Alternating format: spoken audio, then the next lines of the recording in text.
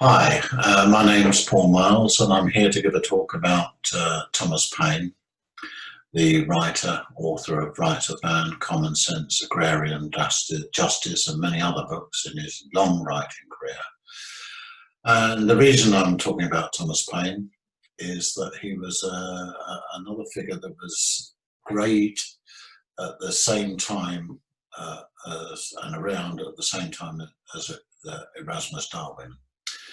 It's come about because I visited Lichfield recently. I've been writing about Thomas Paine for a long time, and I've given a talk about Thomas Paine in some of the other great protagonists' houses of the time. One of them, the London house of Samuel Johnson and the London house of Benjamin Franklin. So it's entirely appropriate that Erasmus Darwin is in the pantheon of great thinkers and great personalities of the time. So I'm very grateful to be given this opportunity to talk about Thomas Paine. I shan't talk about Erasmus Darwin. You know much more about him than I do. I am familiar with his image, though.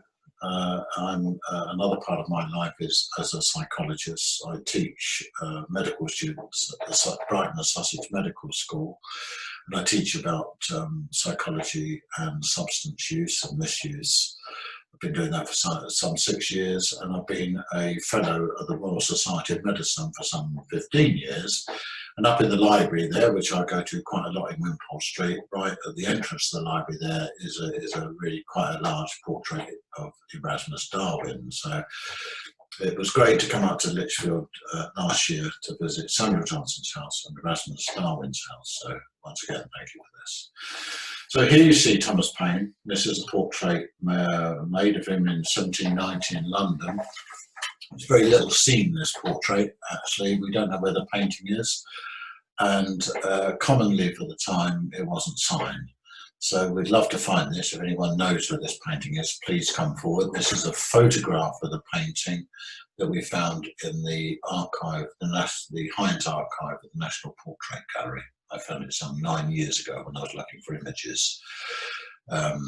So it'd be great to have that. But I particularly like this image of Paine because it shows a man not caricatured. Most of the images of Paine have descended into caricature because he was reviled in England for a long period of time, still is a bit actually in some circles. And in America, when he returned there at the end of his journey, he was loved and hated by half and half of the American population at that time. So a lot of them are cartoon images and generally derogatory. But he was a great man. And this is my story about Paine. Because he wasn't popular in this country, after he left for America, very little was known about him. And I was asked to mount an exhibition, a festival of him in 2009. I've just a little bit about myself. I've got a checkered past. I started off as an engineer and was an industrialist for many years until I sold the business in 1990, the businesses. I was into rebuilt boats, piers, leisure centres, office blocks, you name it, we built it. I sold the company as I went to university to do 2 degrees, one in experimental psychology and the second one in substance misuse, which I've been teaching ever since for some 20 years now in colleges and lately in university. And I also run arts businesses. We've mounted major exhibitions in my hometown of Lewes of Rodin, Henry Moore, Sir Anthony Caro and David Nash. And it was as a result of that I was asked to mount this exhibition on Thomas Paine, considered one of Lewis's most famous resident for 6 years, from 1768 to 1774. Why is Thomas Paine interesting?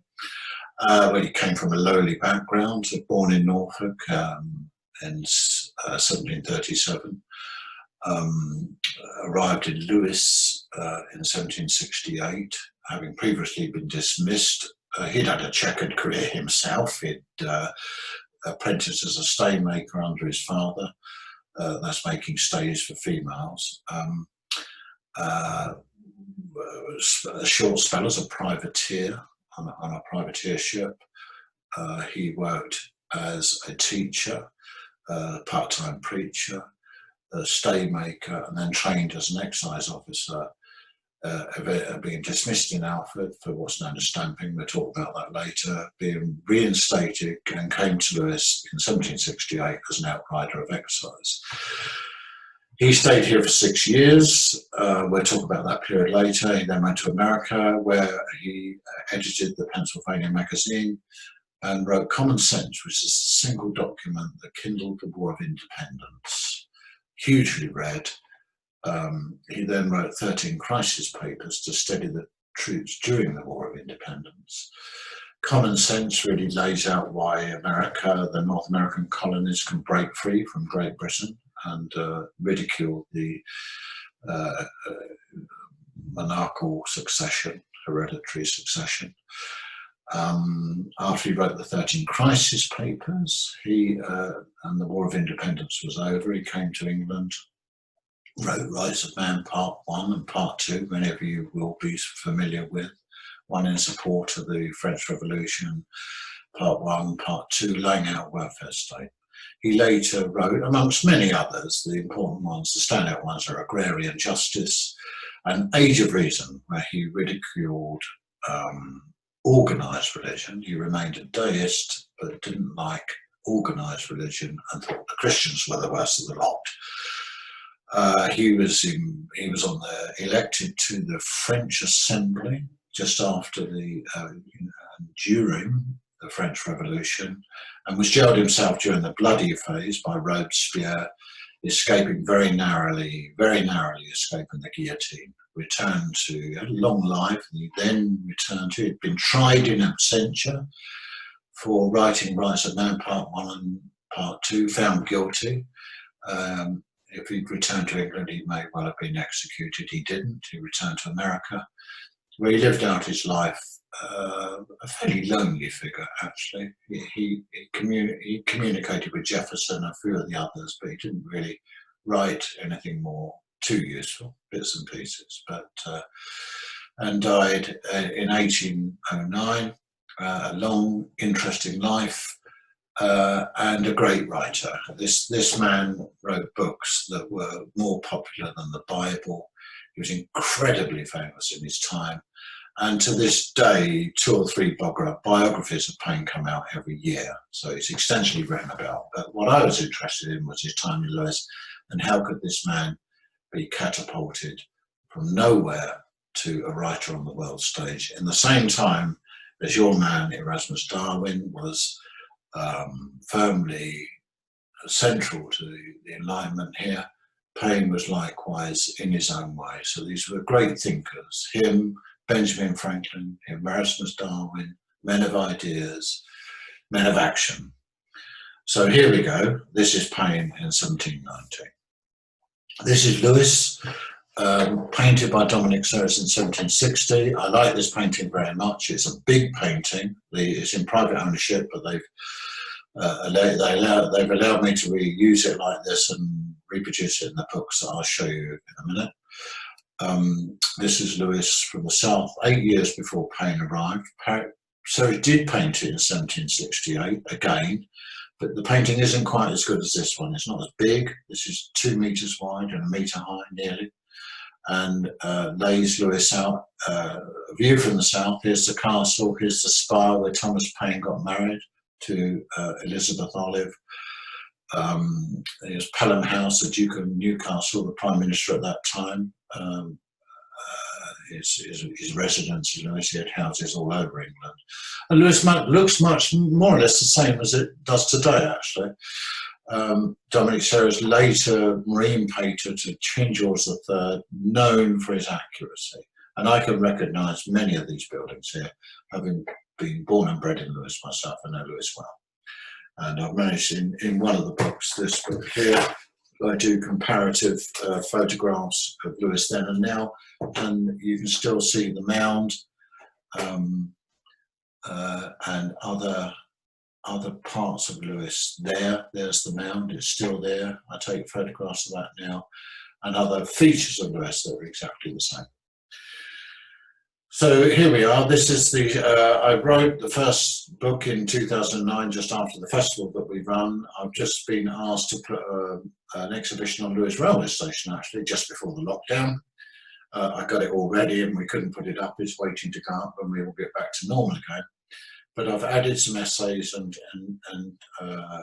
because we'd found out more sense, more generalised. This is more a general introduction to Thomas Paine. It's quite a big book. I kept the printing large, so it's easy to read for children, you know, or young students. You know, it's a little bit easier on the eye. Lots of images, lots of. It's a good visual book. This the first edition sold out 2,000 copies some time ago. So I've just republished this and it's available online, print on demand, or download on Kobo quite cheaply for about £5 or £6. You get the images in very high resolution.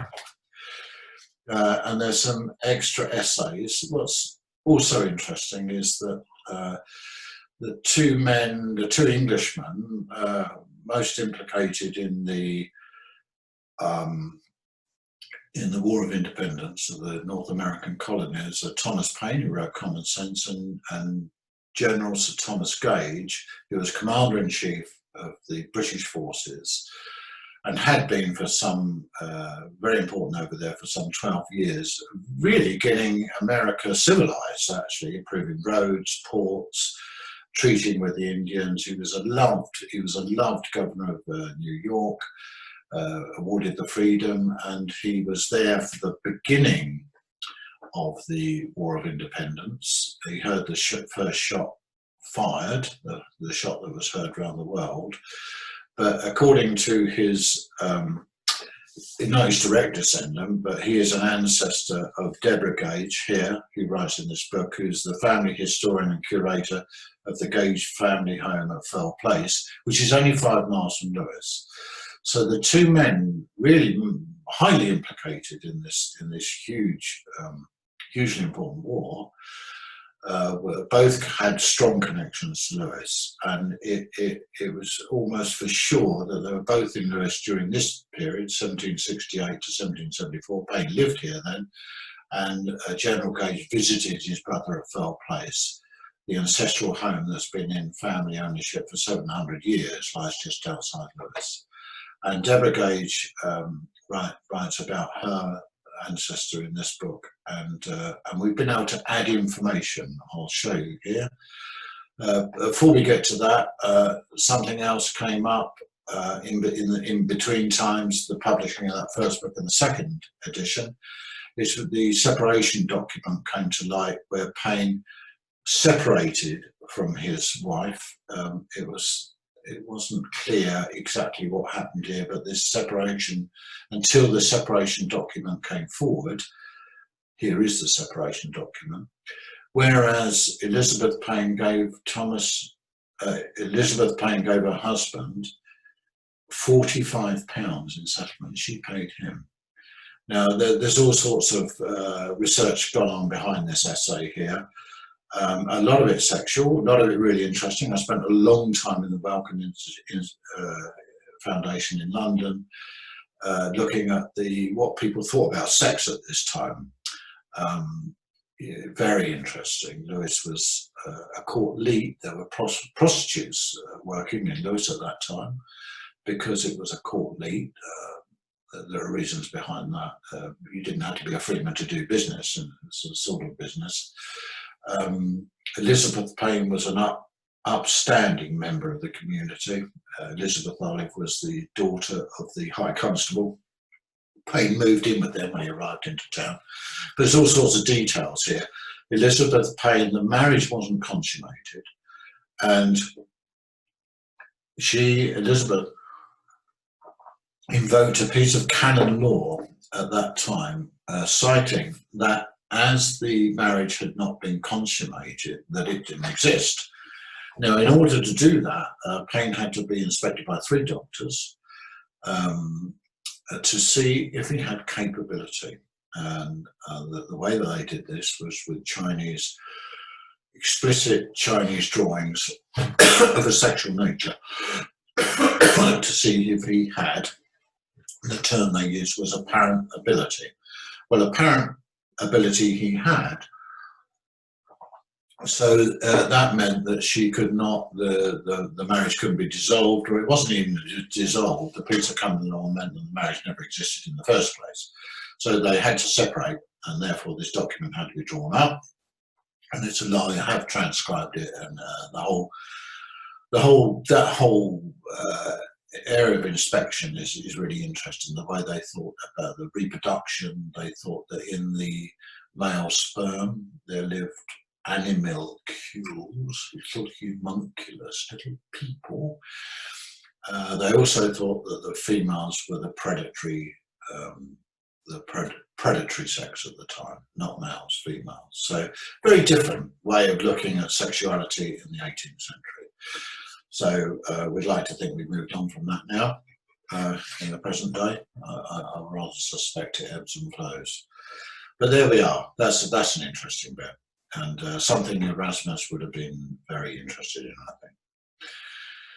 think. Deborah Gage lays out in some detail the character of General Gage, which she did in the first edition. Here is the man. Good-looking man, a gentleman, by all accounts, and kind and caring to the native Indians, his own people, and the North American colonists. Not, as Deborah herself said, he was a better administrator than he was a general. But there he was there for a long time, and he was awarded the freedom of New York even after the War of Independence, and sent a golden cask and received a pension for the rest of his life. He was held in such high esteem. So nothing's quite straight. He was more or less blamed for losing the colonies, but he wasn't commander-in-chief for the battle or the whole of the war. Just at the very beginning, he was removed at the beginning. This came up in the meantime. They've got some very interesting things in file. One is the Montresor map of New York, which the early days of mapping this, and Gage summoned John Montresor to survey and draw a map, which because he could see trouble coming. This is early 1766, so 10 years before the real trouble. But here's the map, and that lies in the house, and what a wonderful document that is. So very early map of New York. And also lying in Fell House is the Gage's document chest, and there are several document chests. This is just one of the 12, and they contain more than 21,000 manuscripts. So there's a lot more, if anyone's interested in that lie in Ann Arbor, Michigan, in the Clements Library there. And this is the chest itself. I went out and photographed it. I was fascinated to see this 1768 there, the year that Paine rode into town, into Lewis, but here we are. Niagara there and Philadelphia there, and it's exactly the same as it was when it arrived at his brother's home in the Firle, where it's remained ever since. So just interesting bits. So onto the rise of Thomas Paine. So that deals with the first book. We talked about that now with the images in, and now onto the rise of Thomas Paine, which there was a research question after I'd run the festival, which was successful. We had some 5,000 events over 10 days, and it was a film by the BBC and all that. So it was quite very exciting back in 2009 there.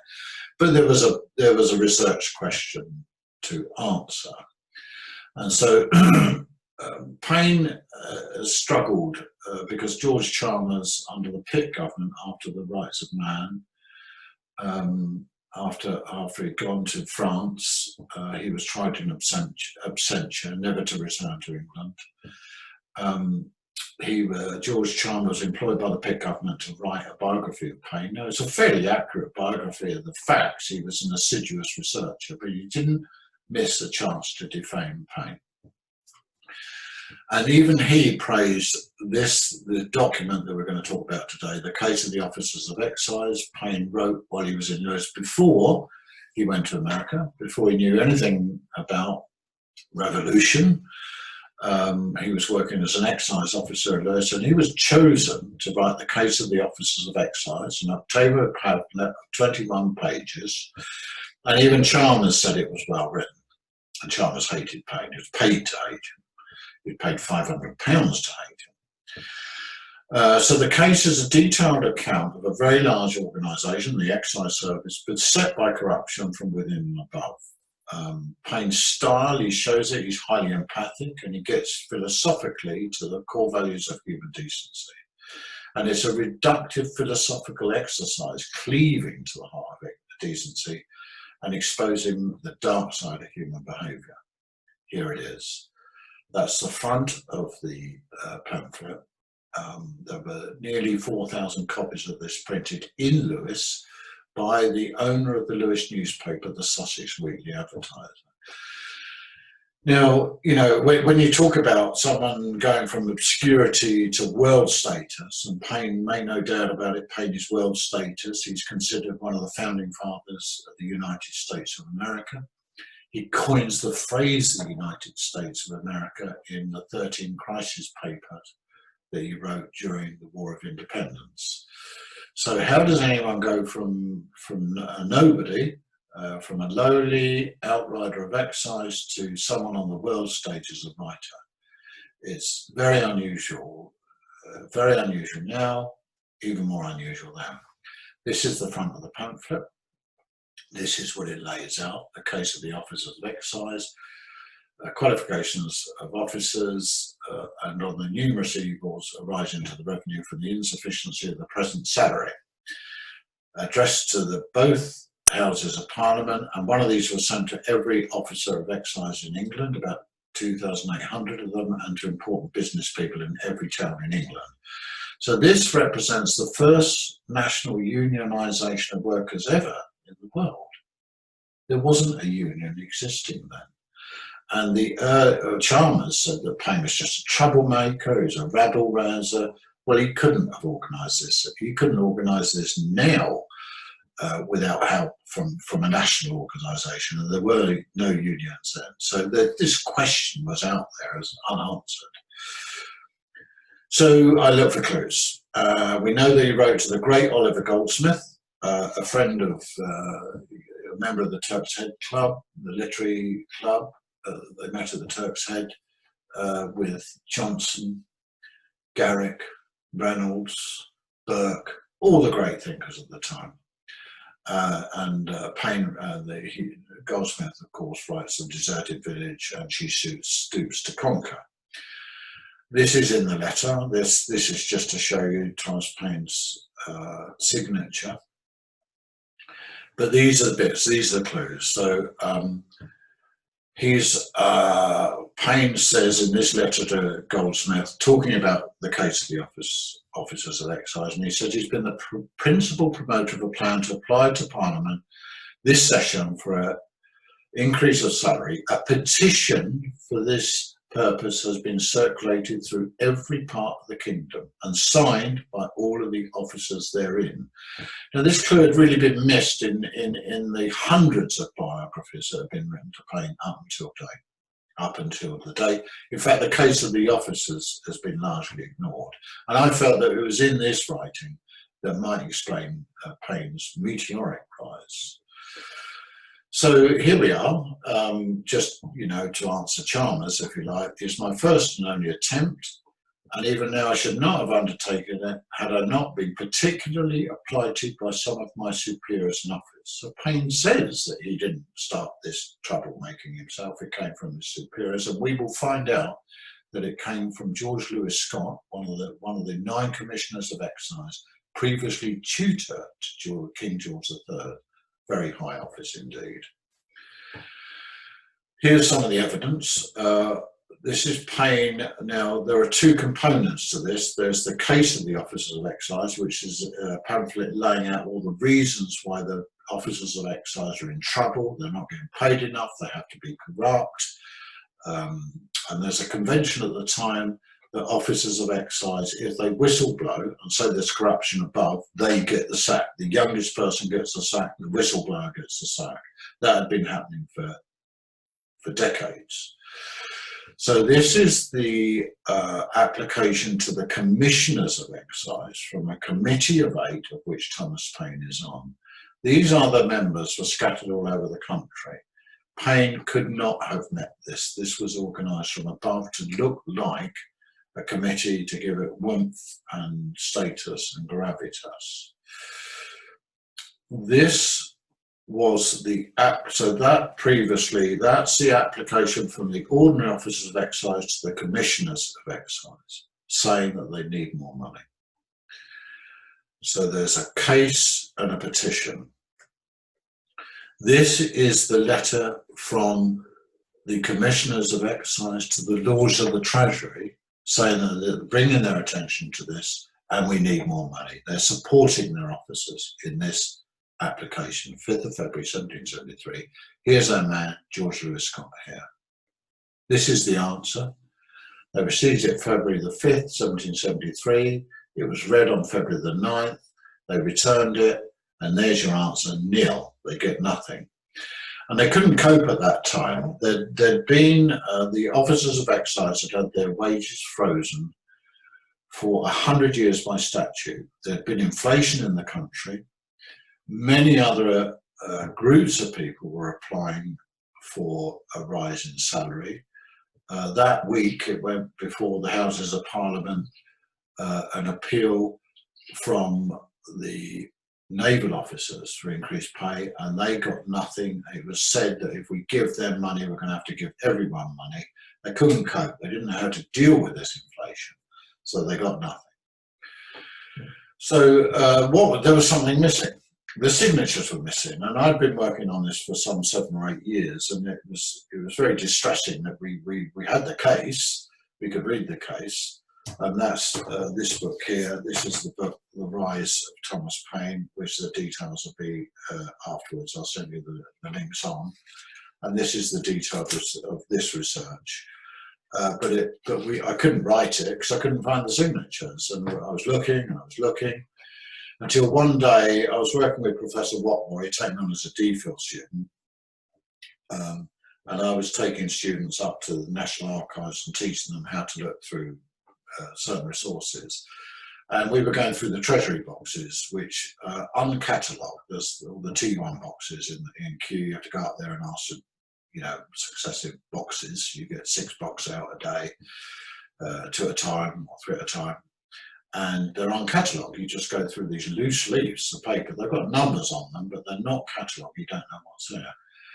And so I was up there with young Stuart one day, and lo and behold, we found them. There we are, the signatures. And this was, if you've been looking for something for years and you can't answer a question without it, this was such a happy moment. I can't tell you how lovely this was to find these signatures. And we only found 2. There are 53 collections of excise. These are areas of excise in the country at that time. A very highly organised, well-run organisation. And each collection, there'd be a collection for Wales, there'd be one for Cornwall, there'd be one for Sussex. This is the collection of Wales, and these are the officers' signatures. So it's a big piece of paper. So there would have been 50 to 53 pieces of paper like this going around all the press. So in a collection, you would have at the top of each collection, you'd have an officer called the collector, very high status, and then in all the major trading towns and the county towns, Lewis is the county town, Sussex, you would have a supervisor. So in all these offices dotted over the collection, you'd have the offices where the excise officers sat and returned to under their supervisor, and where the minute books would be written up and sent on up to London for reading. So this would travel round the area collecting signatures. And when you think that this, and at the top of one there was the petition itself, which in short form of the case, it says the same argument that due to their wages being stuck, now their wages at the time had been frozen for 100 years. They got about £50 a year. they were removed. That is to say, excise officers had to go where they were told to go. They were removed from their families. They had to pay for their own accommodation, their own horse, their own subsistence, and send money home to keep the family. And they ended up with slightly less than a labourer was earning at that time. So corruption was forced upon them. That's what Paine lays out in the case of the officers of excise, and that's what he lays out here. And they said they can't even whistleblow, because if they whistleblow, they get the sack. Well, here they are, all whistleblowing. So this was amazing. This was an amazing moment where you have a national campaign to outroot corruption. Another clue that this was organised centrally and not just rabble-roused from the workers is that this is the front of this particular document. It all folds up, but at the front of it, it's got Office of the Revenue of Excise and it's got Scotland crossed out in Wales, memorial for additional pay. Now, memorial means petition, they're interchangeable words at that time, and case, memorial, petition, they're all a bit interchangeable.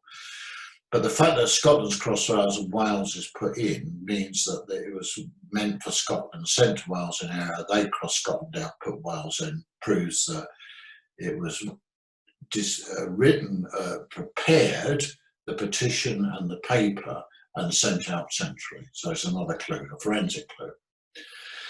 Another strand to support the evidence of how this came about is a national campaign driven from the top, and we're sure it's George Lewis Scott. He was a well-known mathematician at the time, very high status, as I said previously, tutor to Queen George III, brought into the excise service because they knew they had a problem. Now, it was particularly bad in Cornwall. Paine was dismissed in Afford, taken on not long afterwards, reinstated. He was offered a job in Grandpound in Cornwall, which he refused. He eventually came to Lewis.